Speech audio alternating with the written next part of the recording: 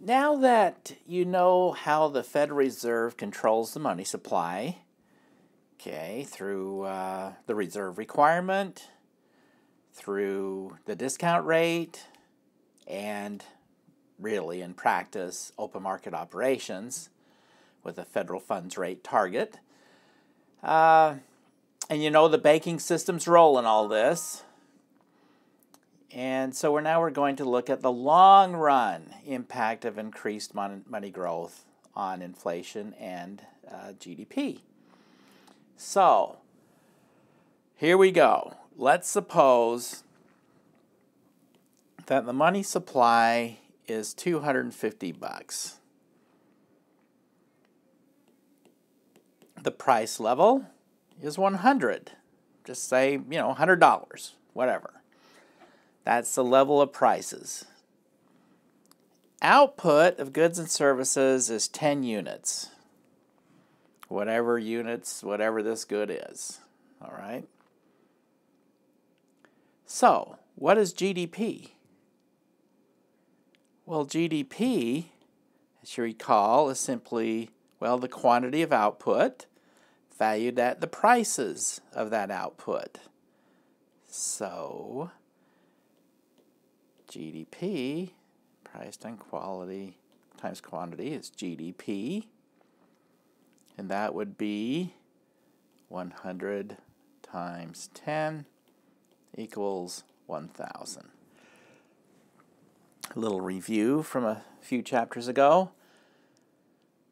So, here's the question. How is it possible for GDP to be $1,000 worth of goods and services produced when the money supply is only $250? Well, let's see. If we take GDP, which is price times quantity, and divide it by the money supply, we will get 10 times 100, which is 1,000. Okay, well, here, let me just put 1,000. Money supply is $250, and we get 4. This 4 is called the velocity of money. The velocity of money is the rate at which money changes hands. So in other words, this $250 is spent 4 times over the course of the year. I spend it, someone receives it, they spend it, someone receives that and spends it. Okay, it changes hand 4 times. That's how that works. Well, that gives us our little equation. Let's see, we got price times quantity divided by m equals v for velocity. Now, what we're going to do is we're going to multiply both sides of the equation by m.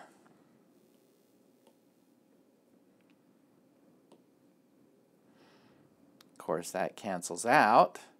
So that leaves us with P times Q equals V times M. This is called the quantity theory of money. And then this little equation is called the quantity equation. The quantity equation. So what we've got is price times quantity. In other words, GDP is equal to the money supply times the velocity of money. Now, we're going to use this to help us analyze what is... I've got to turn my computer down. It keeps dinging. Okay. Where was I? We're going to use this to analyze what happens when the money supply increases. So,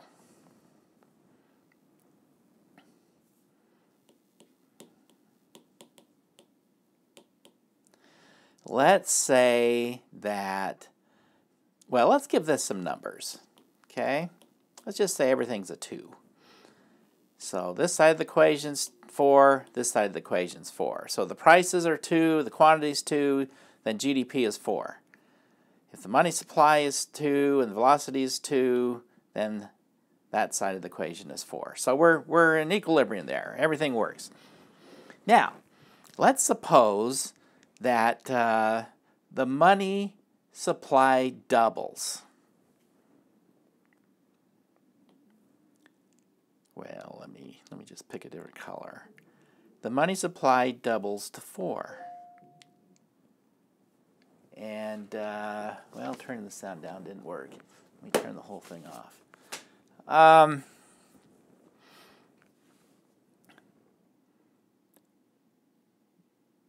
We can stay in okay, well, this side now is 8. Okay, 4 times 2. So, this will work. We can stay in equilibrium if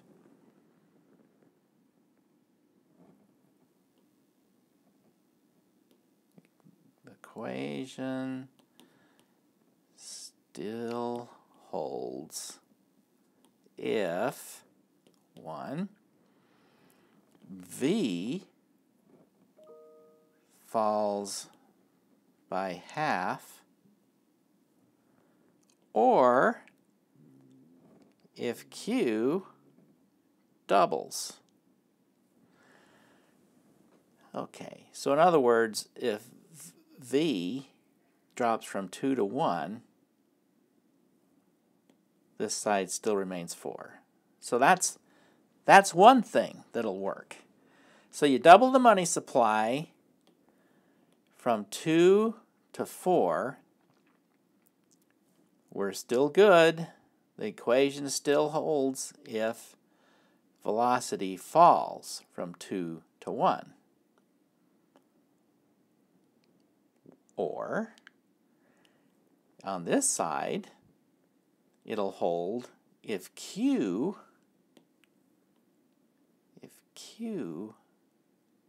doubles to 4. So in other words, in this case, if velocity goes from 2 to 1, both sides stay at 4. If quantity doubles from 2 to 4, both sides become 8. But everything's cool. It all works. We're on both sides of the equation are equal. Well, let's take a look at this. In practice, just from observation, V is actually fairly stable.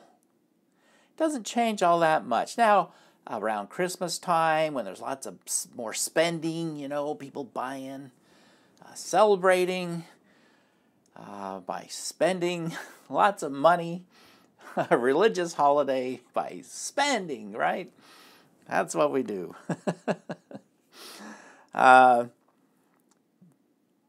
Velocity might increase, seasonally like that. But other than that kind of thing, it stays pretty solid, pretty stable, more or less. So this, falling by half, that's just not going to happen. So we can kind of forget that one. That leaves output doubling. To keep this equation, we're looking for Q to double, output to double. Boy, what a great world that would be if all we had to do was print up some money and we have more cars, more houses, more pizza. Okay? Yeah. More enchiladas. Oh, wouldn't that be great? Print paper here, more stuff here. Well, let's take a look at what is output a function of? Q is a function of what? Going back to our chapter on production, productivity.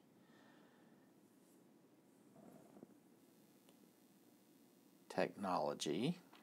Remember, human capital. Physical capital. Okay, remember what these are? Technology. Okay, duh, we know what technology is. Human capital, education, you know, the skills. Skills people acquire and learn through education and on-the-job training and experience. Just they get better at producing more stuff. Physical capital are goods that produce other goods. Machinery, okay, tools, factories, so on. And, of course, natural resources. Natural resources. All right, so these are the things that produce more output, more Q,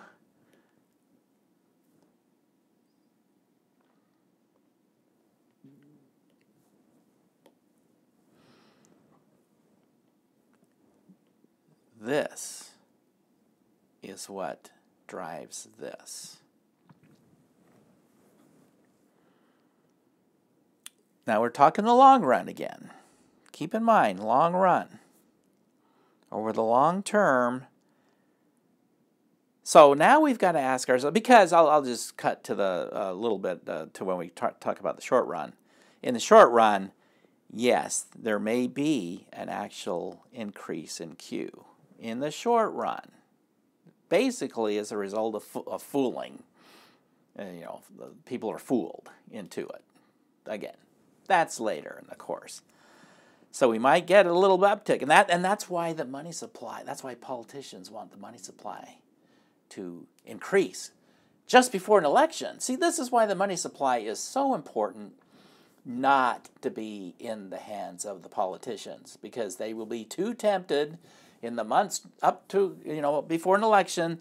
They're going to want to if they had control over the money supply, they would juice it a little bit. We'd have this short-term pop here, and it would be just short-term, but oh my, would things be good just before the election.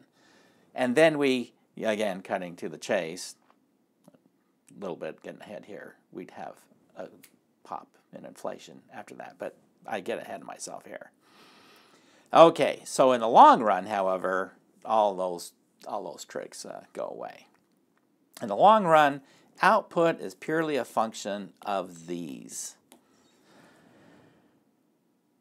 Does increasing the money supply over the long haul result in any increases here? Well, not in the long run. Not in the long run. Printing pieces of paper do not increase technology or human capital, physical capital, natural resources. So, we call this separation of monetary variables and real variables, monetary neutrality.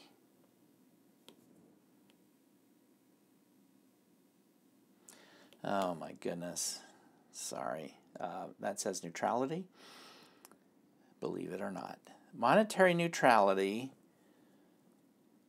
says that nominal,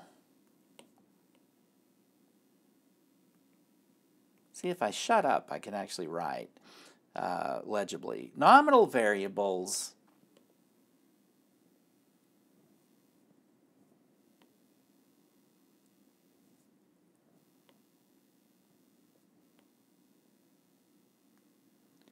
cannot affect real variables. Okay. Now, nominal variables are measured in monetary units.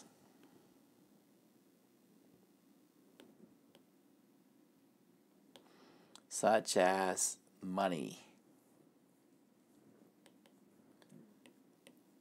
Real variables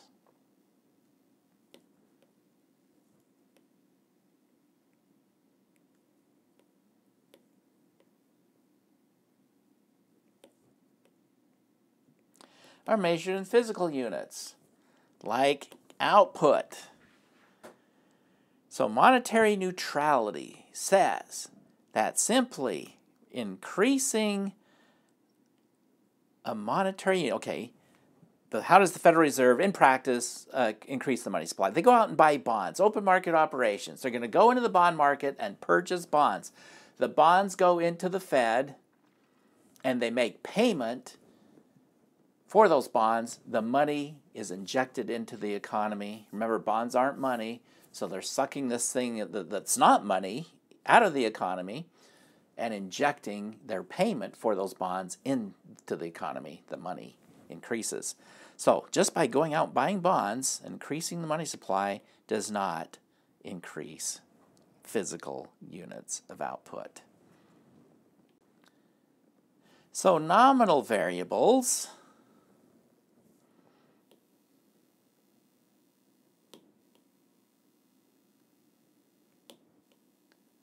affect only monetary or nominal variables. Nominal variables only affect nominal variables.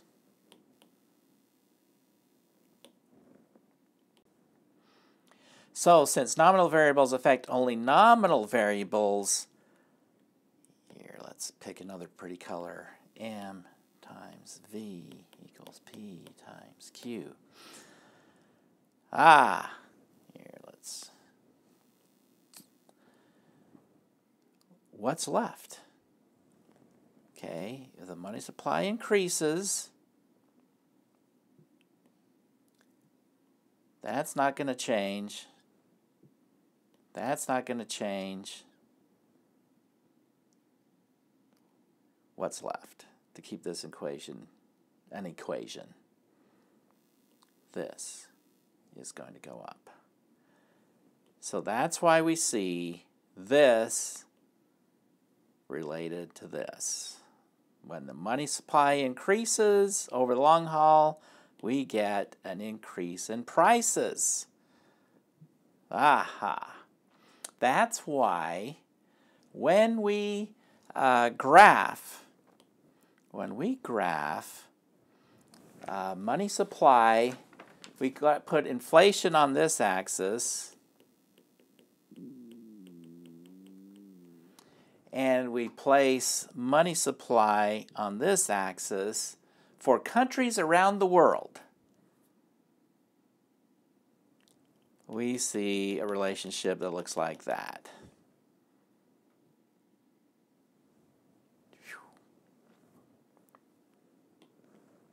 Countries with low money supply growth rate have low inflation rates.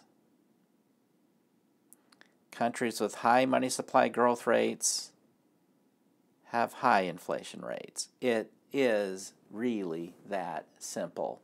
So countries that have had inflationary problems, I mean hyperinflation, like, where was it?